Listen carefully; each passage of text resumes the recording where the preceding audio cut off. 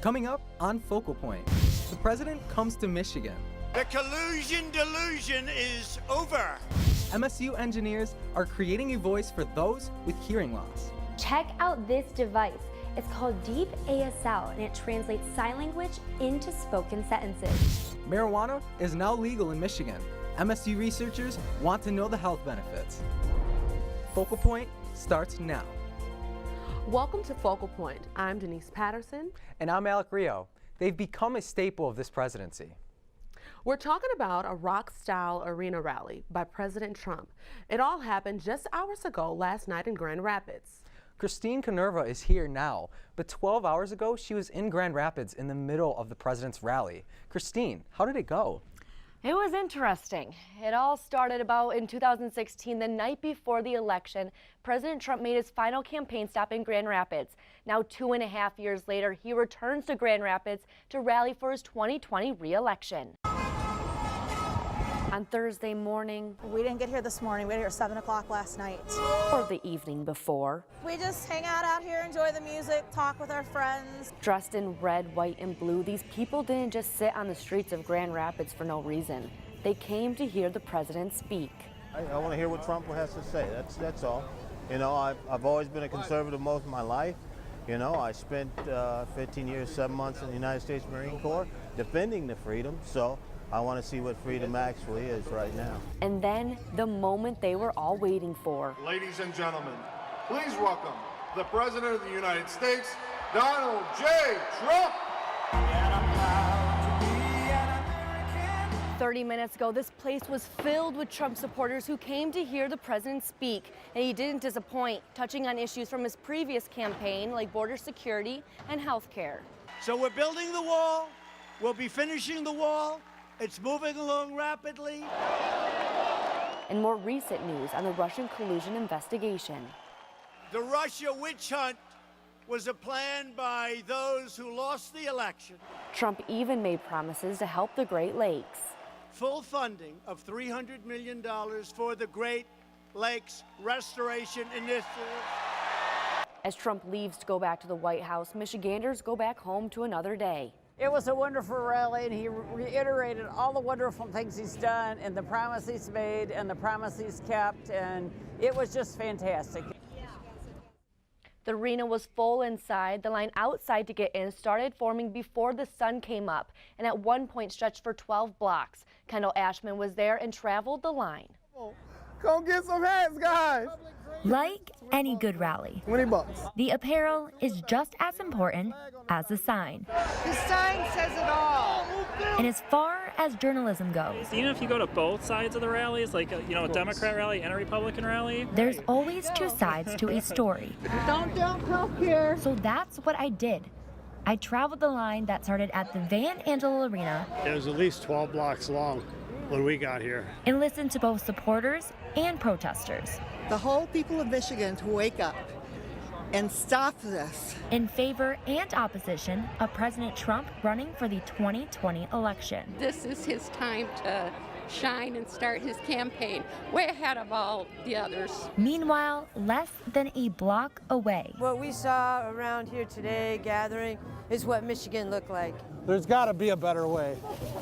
I ran into this. Let's go. Hard to tell what it is. And so we got one in Chicago. We paid to get it there, and now we have it. And so we've been taking it around the Midwest when there's a rally like this. Like any good rally. Me and Jim. A giant baby Trump balloon possibly may be there. In Grand Rapids, Kendall Ashman, Focal Point News. At the rally, President Trump said his next campaign stop will be near the border so that he can unveil plans for the new wall. Thanks, Christine. That seems like a really interesting experience. Every spring, things begin to grow again, and we're talking potholes. It's also the time of year where those roads are evaluated by city workers. It's no surprise that Lansing roads are in bad shape for the most part. The city ranks 60% of them in poor or even worse condition. This month, the city is set to fill 600 potholes, but that adds up to a Band-Aid on a growing problem. Lansing's Director of Public Service, Andrew Kilpatrick, explains the pothole predicament. Potholes form for basically two reasons. One is just the age of the road, and you get water in there, the road starts to fall apart a little bit, but it actually gets worse in the winter when you get water that freezes, then it thaws, so the freeze pops it up, and then when it thaws, then the car's over there, it's wet underneath, it pops out the asphalt. Governor Whitmer has proposed a gas tax to fix Michigan roads. New medical marijuana businesses may be opening in Meridian Township for the first time this year. They're called provisioning centers, and there will be restrictions on where they can open. Dispensaries are required to be 500 feet away from churches, child centers, or libraries, and 1,000 feet away from K-12 schools. All potential business owners must apply, obtain a state permit, and pay a $5,000 application fee. Completion of the application process does not guarantee approval. As of recreational marijuana, it will not be available for purchase, and all customers must present a medical card for purchase. We've heard a lot from the public.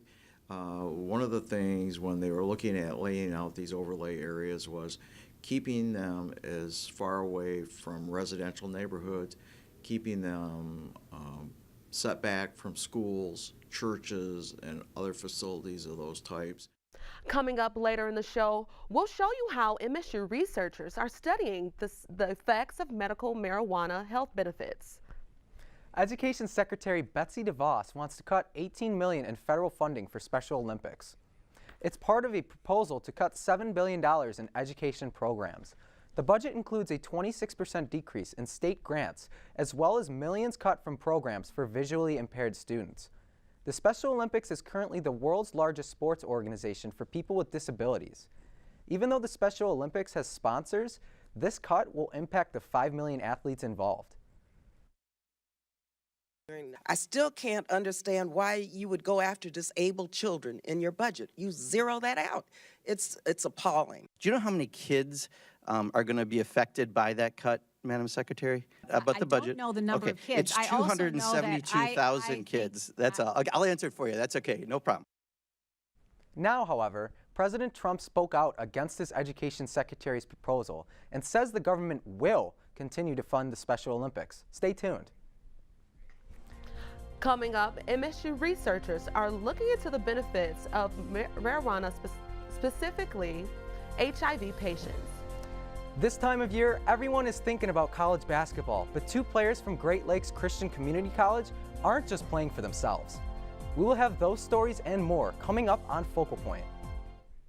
Began as Craig Murray Productions in April of 1986. Started as a movie trailer TV campaign company exclusively with Disney for the first 9 years. You know, I may have left Michigan State, but Michigan State has never really left me.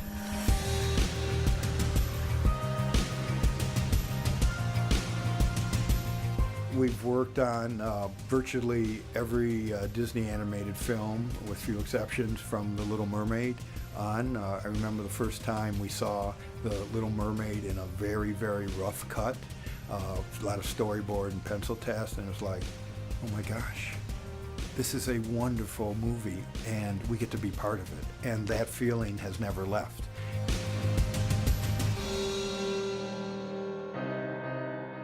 I would not be here if it weren't for Spartans. Not just the ones that gave me the job, but the ones that I've given jobs to, that I've hired, that have not only proven themselves, but they've proven that they're better than I ever could be. Perkins, call Craig, go green. Go white. Excellence without arrogance. That really has resonated with me. And that's something worth embracing, because that's what we embody. And we may not always be excellent, but we're going to try our darndest to get the job done.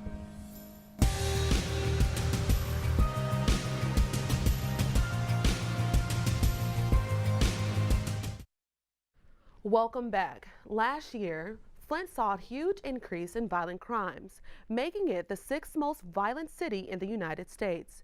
But two friends, born and raised on the north side of Flint, are working to change the conversation in their city through basketball.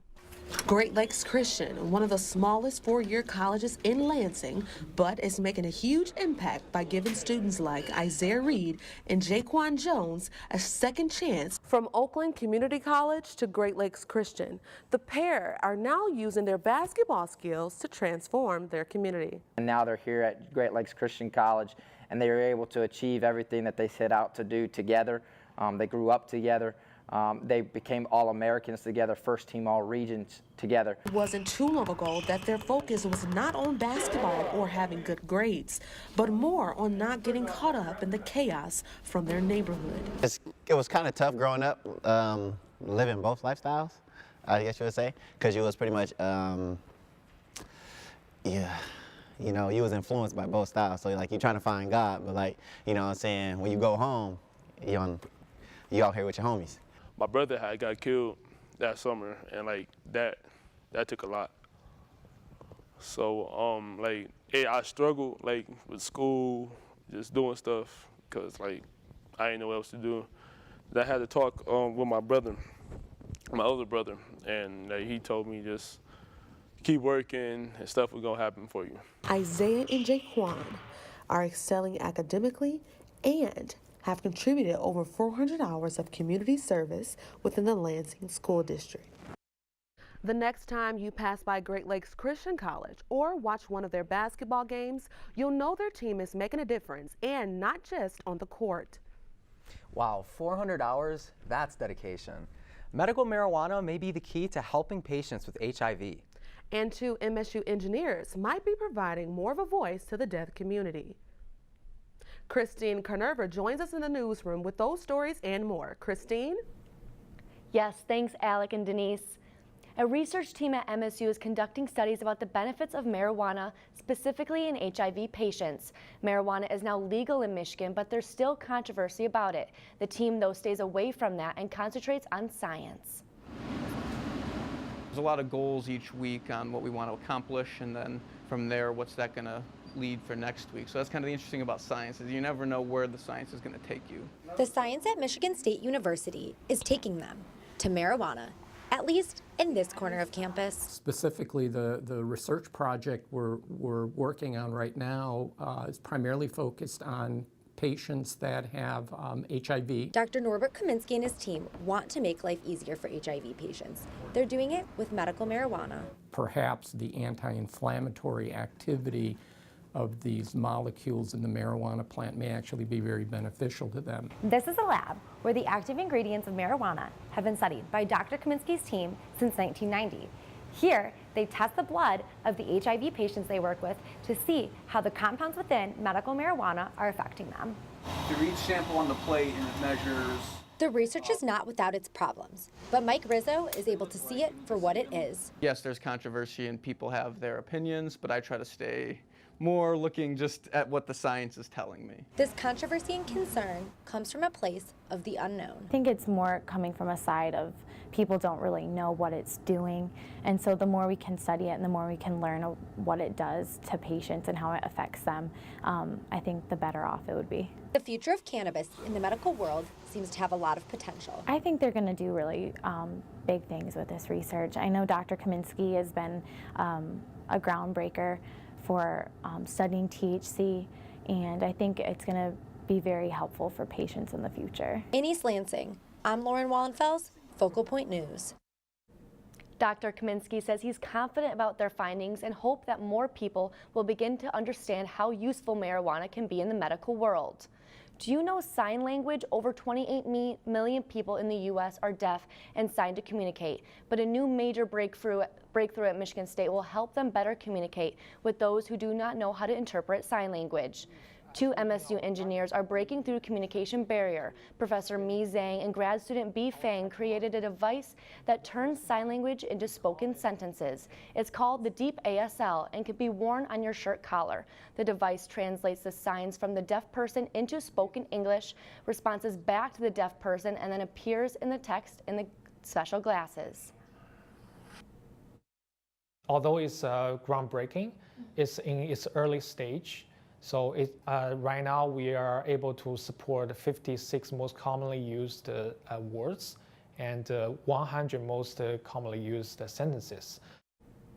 B says he was inspired because he grew up with a deaf uncle in China. The device also can be translated in other languages besides English. The next step is getting out for the sale to the public, hoping to price it around $78. Eventually, they want to make it comparable with iPhones. The Black Lives Matter Michigan movement came to East Lansing last Sunday to promote what they call Black love, Black joy, and Black political power. The event was called Dream Big, Step into Power and was located at the Scene Metro Space, which is an art exhibit here in East Lansing. People of all colors gathered to explore questions like what Black love means to them, as well as how they can gain a voice in the government. Today is the beginning of a statewide People's Assembly process, which is really about residents coming together to find ways to prioritize our issues and work with government so that it works better for us. For the past 2 months, the Scene Metro Space has been showcasing the exhibit called By the Way of Revolution. Dream Big, Step into Power was the final event in the exhibit. This is Africa Week on campus, and with events going on every night. Dance night was start of the week, fun-filled week of activities, exploring African cultures with students from different African and American backgrounds, coming together to taste traditional Nigerian foods like jollof rice, beef stew, and plantains, along with traditional African dishes like fried chicken. After the meal, the diverse crowd spent the evening socializing and learning African dances. We had an event last month where we discussed how we could unite both communities. It was more of a discussion-based event, and we wanted to just do a follow-up event, a social event to just unite both of our communities where we're not discussing a hard topic. We really just wanted to chill, relax, and exchange cultures. Africa Week ends tonight with the Taste of Africa event from 6 to 9 p.m. in the lower level of McDonald Hall. And that's what's happening on campus. I'm Christine Canerva. Thanks, Christine. Well, the big game is tonight. It comes down to this. 16 teams left. Michigan State is one of them. Griffin Strong joins us at the sports desk. Griffin? Yeah, that's right, Denise. The men's basketball team is looking for a win tonight, but the women's basketball season came to an end. We'll have that, plus a special brace made for Nick Ward. Those stories and more after the break. Earliest recollection of Michigan State was actually seeing the marching band. I'm a proud member of the Spartan Marching Band. I served as the drum major at Michigan State for 4 years, and it was really one of the highlights of my college career, and the opportunity really set me up for success in not only my career, but also being a leader in my company.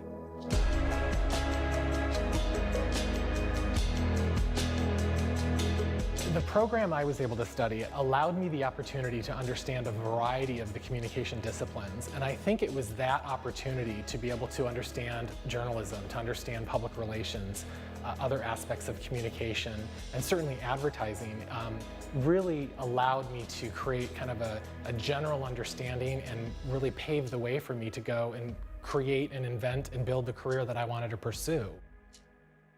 I love that we have students at Michigan State who are eager, they're thirsty for knowledge, they have the tenacity to want to go and roll up their sleeves, they want to learn the trade, they want to learn the craft, and I just feel like it's my responsibility to be able to share with people the success I've created and be able to open doors for them to create the same.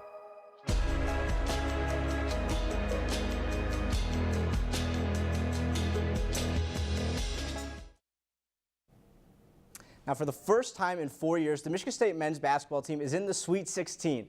Now, obviously, the Spartans are excited to get past their first weekend, but they also know there are much more goals to reach. We've covered the team on the road since the Big Ten tournament, and we're not stopping now. We have a team of reporters in the nation's capital covering their game tonight against LSU. We start with Michael Epps. Here in Washington, D.C., this city is always filled with tourists, and especially right now with the cherry blossoms in full season.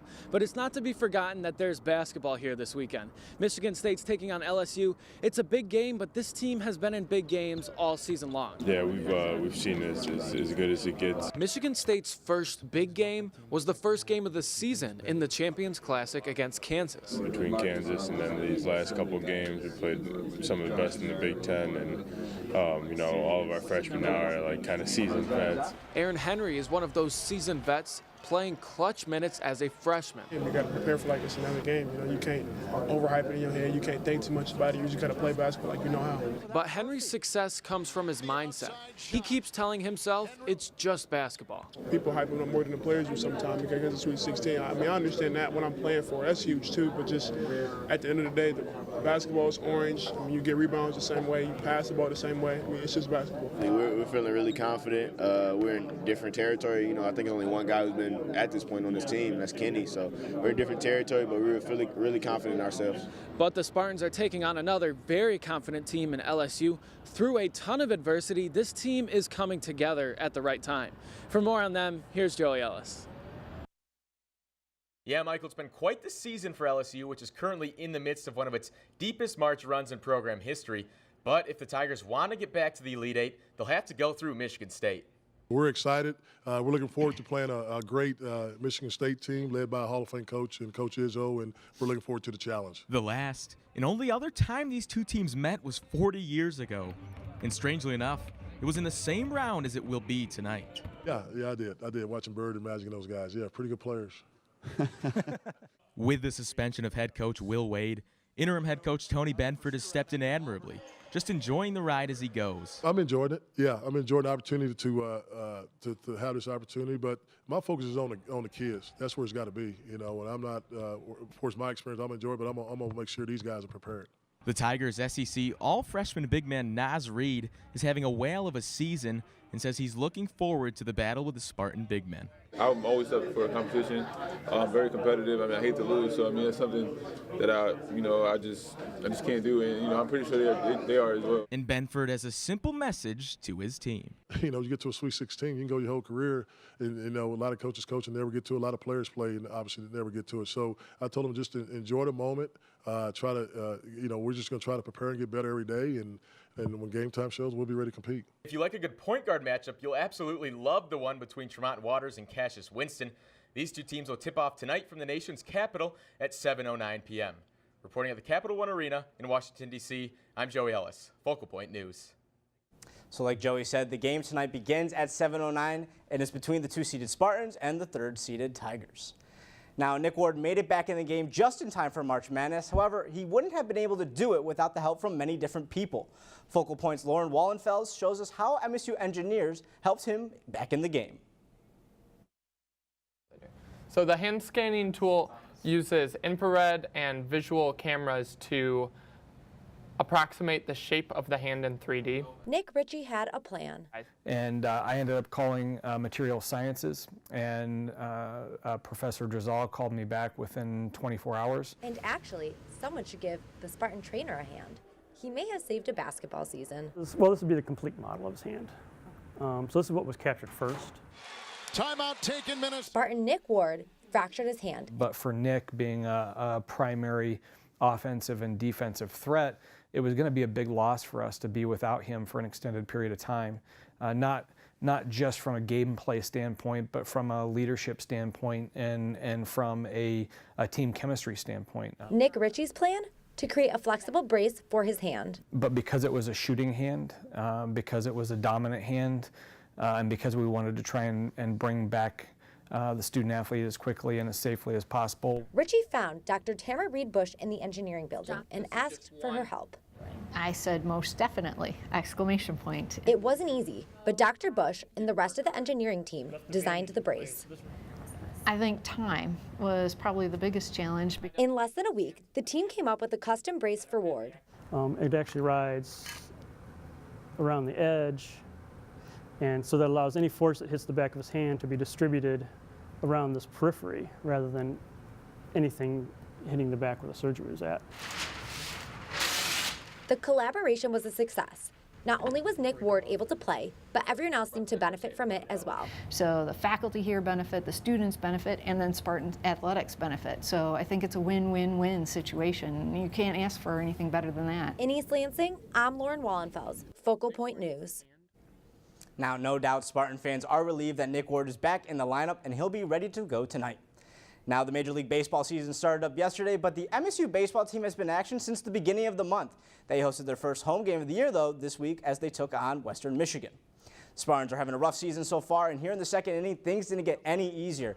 Runners on the corner for Western, and Broncos' Drew Devine slaps this one right up the middle. Broncos are going to take a 2-0 lead, but the Spartans have something brewing in the third.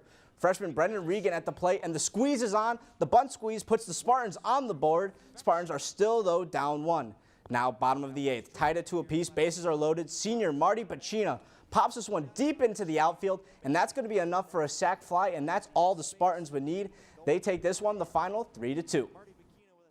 Now, the Spartans' overall record is now 4-18, but they play rival Michigan today at home. First pitch is set for 1 p.m.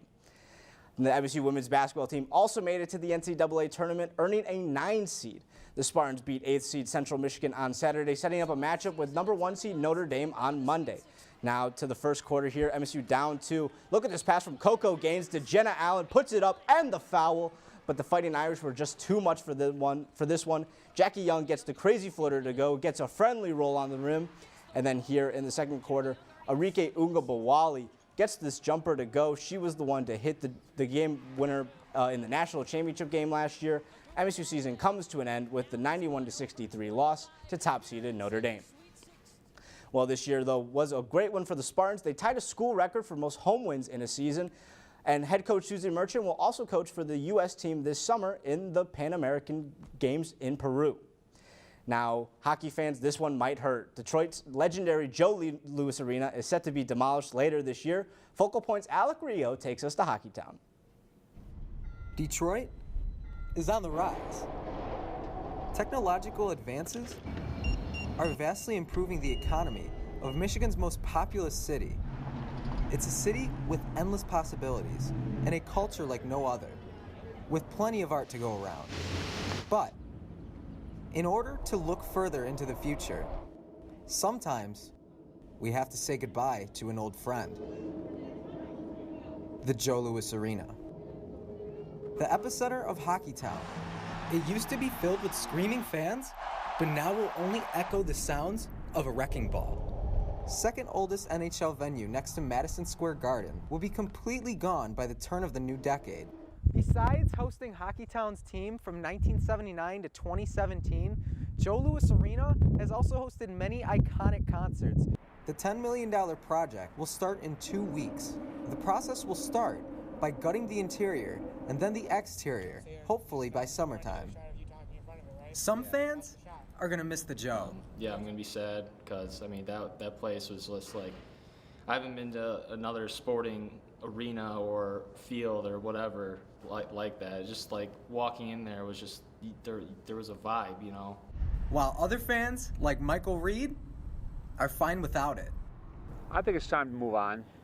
Yeah, they've got a nice new stadium, so you know for the benefit of Detroit, they're moving ahead. Getting new things in here, bringing in new businesses.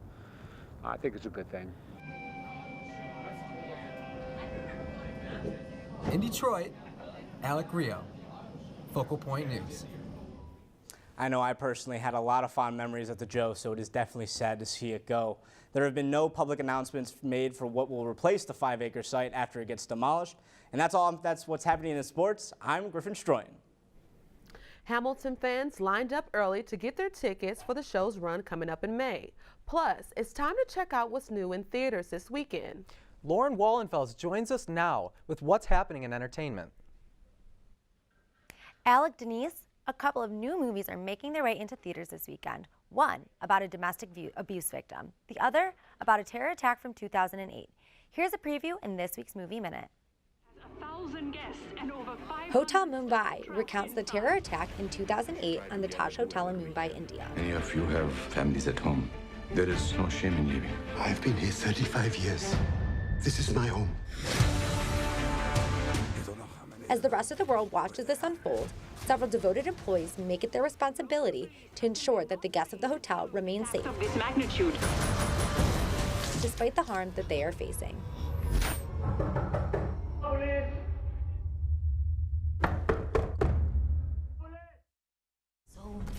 A Vigilante is about a once battered woman named Sadie, played by Olivia Wilde. She makes it her mission to help other victims of domestic violence escape their abusers. While on the pursuit of freedom from her estranged husband, Sadie realizes that the only real way to truly protect herself from him is to end his life. That's your Movie Minute. For Focal Point News, I'm Lauren Wallenfels. Hundreds were willing to wait for it at the Wharton Center Saturday to get their shot at tickets for the popular Broadway show Hamilton. Focal Point's Katie Baracki talks to those who want to be in the room where it happens. It may have been cold. Really cold, being that I've been here since like 3, 4. But that didn't stop over 300 people from lining up to get coveted Hamilton tickets at the Wharton Center. We're out here because we want to get Hamilton tickets like everyone else. Regardless of their reason. Me and my girlfriend are trying to go. She's interested. My granddaughter is a big fan of Hamilton, and we had told her if ever we could get them, we would take her to the show.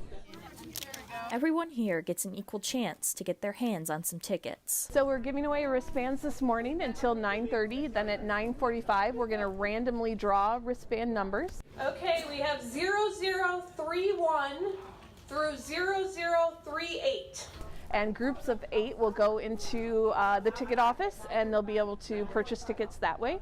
And then we also have online ticket sales and phone sales as well. These people behind me are waiting for their shot at Hamilton tickets. And the Wharton Center, well, they're just as excited. It's amazing. It's such an opportunity not only for Wharton Center, but for the community. We're really excited to bring it to East Lansing.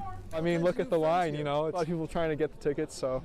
And while everyone here waited for tickets, there are still some performances with seats available. In East Lansing, I'm Katie Barecki, Focal Point News. Hamilton will be performed at the Wharton Center May 14th through June 2nd, and tickets are still available at whartoncenter.com. That's what's happening in entertainment. I'm Lauren Wallenfels. If you're a student here at Michigan State and a friend asks you to go dancing, we're pretty sure it wouldn't be at the location of our next story. Or, as Christine Canerva shows us, maybe it's exactly the dance floor for a quick step. The only salsa this generation usually sees at 10 o'clock at night comes with chips. But instead of diving into bars, these kids prefer the ballroom. It's Monday through Thursday, every week from 10 p.m. until midnight. Think of it as Dancing with the Stars, just after chemistry class. Like a good way to kind of wrap up a stressful day, so it's nice. It's a Michigan State University club where you can learn how to ballroom dance. My mother told me prior to uni, if I wanted to pick up girls, I should learn how to formally dance. And so Brendan Carpio dragged his fingers off the keyboard and put his feet to work. I majored computer science, which is the exact opposite of anything involving exercise. Take your partner. Brendan's grandma would be so proud that he's learning. And shift to the left. The quick step. Shift back to the right. This has always been a place for people to express themselves. And we'll teach them how to dance, and hopefully they can compete within the next month. MSU's ballroom dance team is here in Ann Arbor competing against other universities, spinning their way around the dance floor. Abby Langell and William Woolley dance for MSU. Their favorite? Samba. Those we have the most fun with it, and we end up doing the best because of that. Although MSU doesn't come home with many trophies, for Abby and William, it's about having fun. And for Brendan, he got a girlfriend. We were in line to go on the dance floor at a competition. Well, and a group of friends. The ballroom dance team is always looking for people to join their club. There are no tryouts and no previous dance experience necessary. So, Alec, do you know how to ballroom? I can't say I have, but seeing Brendan's success, maybe I should try. Well, that's our show for this week. I'm Denise Patterson. And I'm Alec Rio. Thanks for watching. We now leave you with sounds from Electric Might Night at Max Bar. You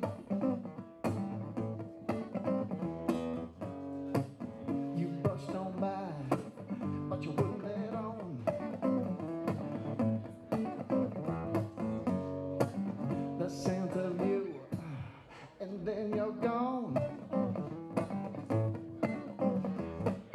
Your spirit cut right through me. Your inner light engaged my soul.